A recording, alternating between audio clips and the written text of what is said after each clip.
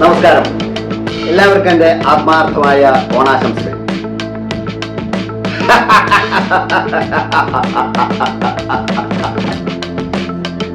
പക്ഷേ ഞാൻ ചോദിക്കട്ടെ സുഹൃത്തുക്കളെ, ഓണാശംസകൾ ആരാണ് നമ്മുടെ ഏറ്റവും കൂടുതൽ പറഞ്ഞു വരുന്നത്? നമ്മുടെ ബന്ധുക്കളാണ്, നമ്മളെ രക്ഷിതാക്കളാണോ, നമ്മുടെ സുഹൃത്തുക്കളാണോ? അല്ല എന്ന് നമുക്ക് ആത്മാർത്ഥമായ രീതിയിൽ ചിന്തിച്ചാൽ മനസ്സിലാവും. അത് ചില ബ്രാൻഡഡ് വ്യവസായികളുടെ പരസ്യങ്ങളിൽ നിന്നാണ്. ഒരു വലിയ ഷോറൂം ഉണ്ടെങ്കിൽ അതില് അറിയപ്പെടുന്ന സിനിമാ നടന്മാരെയോ നടിമാരെയോ വെച്ചുകൊണ്ട് പരസ്യം നൽകുകയാണ് ഓണാശംസകൾ. അതുപോലെ തന്നെ മൊബൈലായാലും വേണ്ടില്ല, ഇപ്പോൾ റിയൽ എസ്റ്റേറ്റ് മാഫിയ, ടൂറിസം കാര്യങ്ങള് എല്ലാവരും ഓണാശംസകൾ നൽകുന്നുണ്ട്. അതിനെ പക്ഷം ചേർന്നുകൊണ്ട്, അതിനെ അനുകരിച്ചുകൊണ്ട്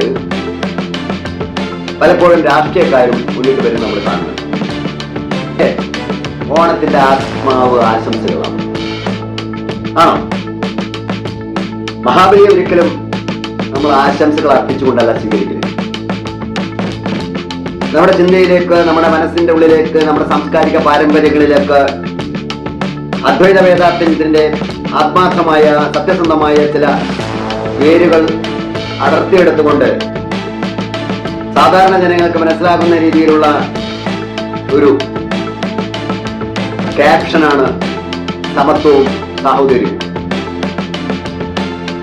അതിനെ മുന്നിൽ വെച്ചുകൊണ്ടാണ് മലയാളികൾ മഹാബലി തമ്പുരാനെ വരവേറ്റുകൊണ്ട് ഓണം ആഘോഷിക്കുന്നു.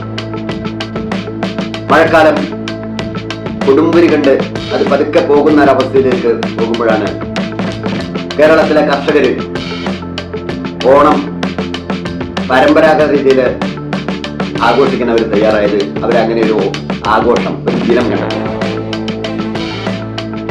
അപ്പോൾ അവിടെ പറയുന്ന സാമൂഹ്യമായ, സാംസ്കാരികമായ, പാരമ്പര്യമായും ഉള്ള വിശ്വാസപ്രമാണമാണ് തുമ്പപ്പൂവും അതുപോലെ തന്നെ മറ്റ് പ്രാദേശിക അടിസ്ഥാനത്തിൽ കിട്ടുന്ന പൂക്കളും ഇലകളും ഒക്കെ അർപ്പിച്ചുകൊണ്ട്, പൂക്കൾ ഒരുക്കിക്കൊണ്ട് നമ്മൾ മഹാബലി തമ്പുരാനെ വരവേറ്റിട്ടുണ്ടായി. പക്ഷേ ഇന്ന് അങ്ങനെയാണോ? വിവിധ സാംസ്കാരിക സംഘടനകള്, വിവിധ ബ്രാൻഡഡ് വ്യവസായികള് സ്കൂളുകളിലൊക്കെ ഓണത്തിനോടനുബന്ധിച്ച് വലിയ വലിയ പൂക്കള മത്സരങ്ങൾ സംഘടിപ്പിക്കണം. ഇവിടെ പ്രാദേശിക അടിസ്ഥാനത്തിലോ വിദ്യാർത്ഥികളോ അവനവന്റെ വീട്ടിൽ നിന്നോ സമീപ പ്രദേശങ്ങളിൽ നിന്നോ പറിക്കുന്ന പൂക്കളല്ല പലപ്പോഴും മത്സരങ്ങളിൽ വീട്ടിന്റെ മുന്നിൽ പോലും ഇടുന്നത് എന്നുള്ളത് യാഥാർത്ഥ്യമാണ് എന്ന് ഉൾക്കൊണ്ടുകൊണ്ട് നമ്മളെ ഓണം ഒന്ന് ആശംസിക്കാം. ഇവിടെ പ്രാദേശിക അടിസ്ഥാനത്തിൽ എന്ത് പൂക്കളാണ്, എവിടെയാണ് പൂക്കൾ ഉള്ളത് എന്നുള്ളതും നമ്മളൊന്ന് ചിന്തിക്കേണ്ടിയിരിക്കുന്നു. പക്ഷേ നമ്മുടെ മുന്നിലേക്ക് വെക്കുന്ന ഓണം ഓഫറുകൾ, ഡിസ്കൗണ്ട് സെയിലുകൾ, EMI ഓഫറുകൾ, ഷോപ്പിംഗിന്റെ ഫെസ്റ്റിവലുകൾ അല്ലെ, ഇതിനോടനുബന്ധിച്ച് ധാരാളം വിപണികൾ തുറന്നിട്ടുണ്ട്. ഇവിടെയാണ് ഈ ഓണം ആഘോഷത്തോടനുബന്ധിച്ച് വ്യവസായികളെ എങ്ങനെയാണ് മാർക്കറ്റിംഗ് ചെയ്യുന്നത് തങ്ങളുടെ വിൽപ്പന സാധനങ്ങളിൽ നിന്നുള്ളതാണ് ചിന്താഗതി. നമുക്കറിയാം, വ്യാപാരികൾക്ക് ഈ ഓണദിനം, ക്രിസ്മസ് ദിനം, ഇത്തരം ആഘോഷങ്ങൾ, മതപരമായ ആഘോഷങ്ങൾ ഒക്കെ വലിയ വലിയ ഒരു സാഹചര്യമാണുള്ളത്. വർഷത്തിലെ ഏറ്റവും വലിയ വിൽപ്പന ദിനം അല്ലെങ്കിൽ ഒരു വാരം. അപ്പോൾ നമുക്ക് ഓണാശംസകൾ നേർന്നുകൊണ്ട് മാർക്കറ്റിംഗ് പിടിച്ചെടുക്കാം. ഒരു കടക്കാരന്റെ എന്റെ കടയിൽ നിന്ന് നിങ്ങൾ സാധനം വാങ്ങണമെന്നുള്ളത് പരോക്ഷമായി നിങ്ങളെ ഓർമ്മിപ്പിച്ചുകൊണ്ട്, പരോക്ഷമായി നിങ്ങളുടെ മനസ്സിലേക്ക് എത്തിച്ചുകൊണ്ടുള്ള ഒരു ബിസിനസ് ട്രിക്ക് മാത്രമാണ് ഈ ഓണാശംസകൾ എന്ന് പറയാതിരിക്കാൻ വയ്യ. പ്രിയ സുഹൃത്തുക്കളെ, മലയാളികളെ, നമുക്കിന്ന് നമ്മുടെ ചെറിയ കുട്ടികളോട് ചോദിച്ചാൽ, ഓണത്തെക്കുറിച്ച് ചോദിച്ചാൽ എന്താണ് അറിയാം? അവർ പറയും, നമുക്കിന്ന് ഫെസ്റ്റിവലിന് പോകാം, അല്ലെങ്കിൽ ഷോപ്പിംഗ് കോംപ്ലക്സിൽ പോകാം, അതല്ലെങ്കിൽ വേറെ ഏതെങ്കിലും അമ്യൂസ്മെന്റ് പാർക്കിൽ പോകാം എന്നുള്ളത് മാത്രമാണ് അവർ പറയുന്നത്. അമ്മമാരാണെങ്കിൽ അല്ലെങ്കിൽ സ്ത്രീകളാണെങ്കിൽ വസ്ത്രത്തോട് കമ്പം ചേർന്നുകൊണ്ട് അവർ അത്തരം വ്യാപാര മേഖലയിലേക്ക് പോവുകയാണ്. നോക്കാം, കോടിക്കണക്കിന് രൂപയുടെ ടേൺ ഓവറാണ് ഒരു 10-12 ദിവസം കൊണ്ട് നടക്കുന്നത്. നമ്മുടെ സർക്കാർ ആണെങ്കിൽ അതിന് ചുക്കാൻ പിടിക്കാവുന്ന രീതിയിൽ വില നിലവാരം തടയാനെന്ന രീതിയിൽ സർക്കാരിന്റെ നിയന്ത്രണത്തിലുള്ള ചില സ്ഥാപനങ്ങളും വ്യാപാര മേഖലയിൽ അടിയുറച്ചു നിൽക്കുന്നുണ്ട് എന്നുള്ളതും. അപ്പം ഇതൊക്കെ ഞാൻ പറയുമ്പോഴും ഓണവിപണി എന്നുള്ളത് എന്ന യാഥാർത്ഥ്യം മറച്ചു വെക്കാൻ നമുക്ക് സാധ്യമല്ല. പക്ഷേ കർഷകരുടെ ഉത്സവമായിരുന്ന ഈ ഓണം ഇന്ന് എവിടെ എത്തി നിൽക്കുന്നു എന്നതിനെ കുറിച്ചുള്ള സൂചന മാത്രമാണ് ഞാൻ നിങ്ങളുടെ മുന്നിലേക്ക് വെക്കുന്നത്. പക്ഷെ നമ്മളെ മറക്കാൻ പാടില്ലാത്ത ചില കാര്യങ്ങളുണ്ട്. അത് നമ്മുടെ കുടുംബ ബന്ധങ്ങളിൽ മാറ്റിയെടുത്തിട്ടുള്ള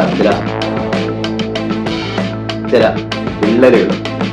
ആ വിള്ളലുകളെ ഒരുമിപ്പിക്കാൻ വർഷത്തിൽ ഒരിക്കലെങ്കിലും കൂടാൻ നമ്മൾ എത്ര പേര്, നമ്മുടെ കുടുംബങ്ങൾ എത്ര പേര് തയ്യാറായിട്ടുണ്ട്, അല്ലെങ്കിൽ അതിനുവേണ്ടി എത്ര പേര് സാഹചര്യം ഒരുക്കിയിട്ടുണ്ട്. അപ്പോൾ നമ്മുടെ കുടുംബ ബന്ധങ്ങളെ ഒന്നിപ്പിക്കുന്ന ഒരു ഐഡന്റിറ്റി ആയിട്ട് നമുക്ക് ഈ ഓണത്തെ സങ്കല്പിക്കാനോ അതിലേക്ക് നമ്മുടെ കുടുംബ ബന്ധങ്ങളെ കൂട്ടിയുറപ്പിക്കാനോ നമ്മൾ ശ്രമിക്കലുണ്ടോ? അങ്ങനെ ഐഡന്റിറ്റി നമുക്ക് ഓണത്തിന് ഇപ്പോൾ ഉണ്ടോ? ആ ഐഡന്റിറ്റി നമുക്ക് തിരിച്ചു കൊണ്ടുവരണ്ടേ? അപ്പോ നോക്കൂ, നമ്മൾ പറഞ്ഞത് ഇത്രയേ ഉള്ളൂ. മഹാബലിയുടെ ഓണം എന്നുള്ളത്, മഹാബലി തമ്പുരാൻ നമ്മുടെ വീട്ടിലേക്ക് കടന്നു വരിക എന്നുള്ളത് നമ്മുടെ കുടുംബ ബന്ധങ്ങളുടെ ആഴങ്ങളെ ഊട്ടിയുറപ്പിക്കാനുള്ള ഒരു സാഹചര്യമായി നമുക്ക് മാറ്റിയെടുക്കേണ്ടതല്ല. പക്ഷേ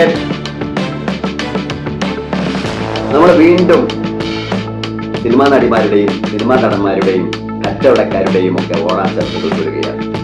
അതിൽ മറന്ന് നമ്മൾ നിൽക്കുകയാണ്. നമ്മുടെ വീട്ടിൽ നിന്ന് ഇപ്പോൾ കടകളിലേക്ക് ഓണം മാറി. നമ്മുടെ വീട്ടിൽ നിന്ന് ഹോട്ടലുകളിലേക്ക് ഓണം മാറി. സദ്യകൾക്ക് പകരം അല്പമതിയും അതുപോലെ തന്നെ ബിരിയാണികളും ഒക്കെ കൺവെർട്ടായി മാറിയിട്ടുണ്ട്. കുടുംബ ബന്ധങ്ങളില് ഓണാഘോഷങ്ങൾ ഇല്ലാതായി തുടങ്ങി. പക്ഷേ ഈ യാഥാർത്ഥ്യങ്ങൾ ഉൾക്കൊള്ളാൻ എത്ര പേര് തയ്യാറാണ്? നമ്മുടെ തിരിച്ചുപോക്ക് അനിവാര്യമല്ലേ? ബന്ധങ്ങളെ മുട്ടിപ്പുറപ്പിക്കാനുള്ള ഇത്തരം ഉത്സവങ്ങളെ നമ്മൾ ആ രൂപത്തിലല്ലേ കാണേണ്ടത്?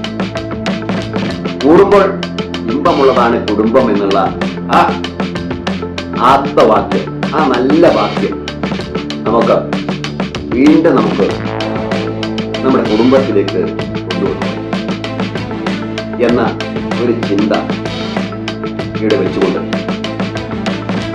എല്ലാവർക്കും എൻ്റെ ഹൃദയം നിറഞ്ഞ ഓണാശംസകൾ ഒന്നുകൂടി പറഞ്ഞു വെച്ചുകൂടെ നിർത്തുന്നു. നമസ്കാരം.